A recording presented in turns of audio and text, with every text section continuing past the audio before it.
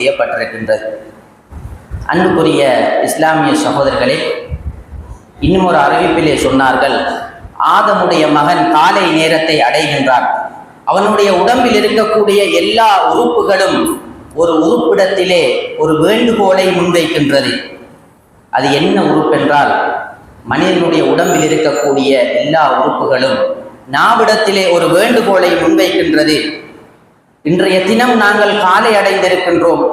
நாங்கள் சரியாக இருப்பதும் சீர்கட்டு போவதும் உன்னிடத்தில் தான் இருக்கின்றது. நீ நேர்த்தியாக இருந்தால் நாங்கள் சரியாக இருப்போம், நீ வளைந்து விட்டால் நாங்களும் சீர்கட்டு விடுவோம் என்று மனிதன் காலை நேரத்தை அடைகின்ற பொழுது மனிதனுடைய உடம்பில் இருக்கக்கூடிய ஒவ்வொரு உறுப்புகளும் நாவிடத்திலே ஒரு கோரிக்கையை முன்வைக்கின்றது என்று அல்லாஹ்வுடைய தூதர் ஸல்லல்லாஹு அலைஹி வஸல்லம் அவர்கள் சொல்லி காட்டினார். அன்புக்குரிய இஸ்லாமிய சகோதரர்களே, வரலாற்றிலே அதிகமான சம்பவங்கள் பதிவு செய்யப்பட்டிருக்கின்றது. நாம் பேசக்கூடிய வார்த்தைகள், அந்த வார்த்தைகளுக்கு இருக்கக்கூடிய சக்தி எப்படிப்பட்டது என்று வரலாற்றிலே பல சம்பவங்கள் பதிவு செய்யப்பட்டிருக்கின்றது.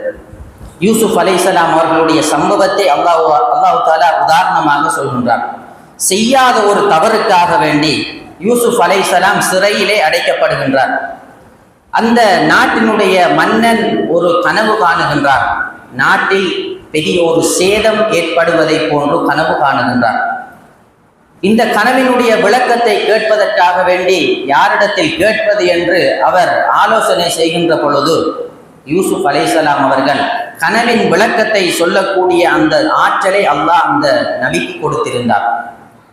இப்பொழுது மன்னரிடத்திலே சொல்லப்படுகின்றது, யூசுப் கனவிற்கு விளக்கம் சொல்லுவார் என்பதால் அழைத்து வரப்படுகின்றது. யூசுப் அலைஹிஸ்ஸலாம் அவர்கள் அந்த கனவிற்கு விளக்கத்தை சொல்கின்றார்கள். அந்த மன்னனும் சந்தோஷம் அடைகின்றார். செய்யாத ஒரு குற்றத்திற்காக வேண்டி சிறையிலே நான் ஒரு மனிதனை அடைத்து வைத்திருக்கின்றேனே என்று அந்த மன்னன் உணர்ந்து யூசுப் அலைஹிஸ்ஸலாம் அவர்களை விடுவிக்குமாறு சொல்கின்றார்.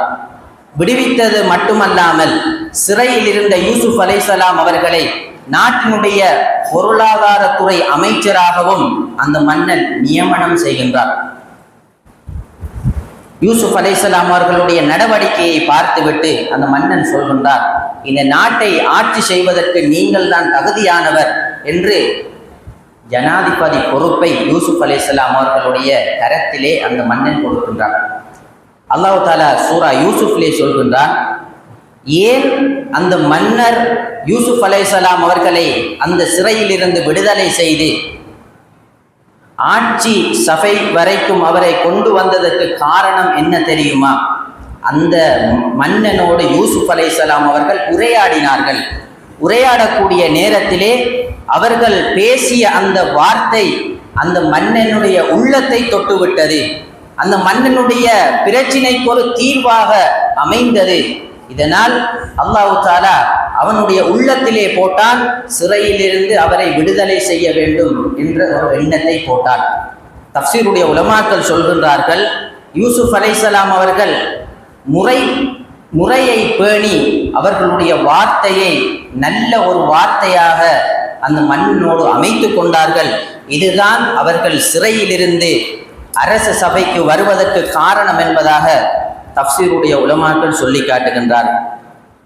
எனவே அன்புக்குரிய இஸ்லாமிய சகோதரர்களே, இதனால் தான் ஒரு அறிஞர் சொல்கின்றார், ஒரு மனிதனை கொலை செய்வதற்கு கூரான ஆயுதம்தான் தேவை என்பது கிடையாது. மாற்றமாக நாங்கள் பேசக்கூடிய வார்த்தைகள், இந்த வார்த்தைகளின் மூலமாகவும் ஒரு மனிதனை நாங்கள் கொன்றுவிட முடியும். அந்த அளவுக்கு சக்தி உள்ளதுதான் நாங்கள் பேசக்கூடிய வார்த்தை. எனவே கூரான ஆயுதத்தால் ஒரு மனிதனை நாங்கள் தாக்கினால் அந்த வடு காயம் ஆறிவிடும்.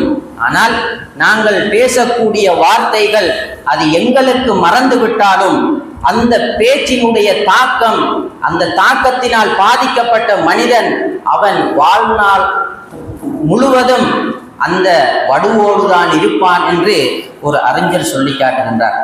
அன்புக்குரிய இஸ்லாமிய சகோதரர்களே, நபிகளாருடைய காலத்திலே ஒரு நபித்தோழர் இருந்தார், சாபித் இப்னு கைஸ் என்று சொல்லக்கூடிய ஒரு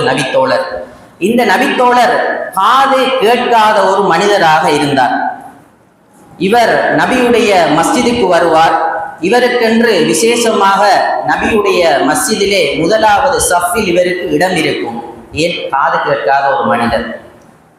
ஒரு நாள் இந்த மனிதர் வருகின்றார். வெளிச்சம் போதாது, குறைவான வெளிச்சம்தான் மஸ்ஜிது நபவியிலே இருக்கின்றது. வருகின்றார், மனிதர்களுடைய பிடரிகளை தாண்டி கொண்டு வருகின்றார்.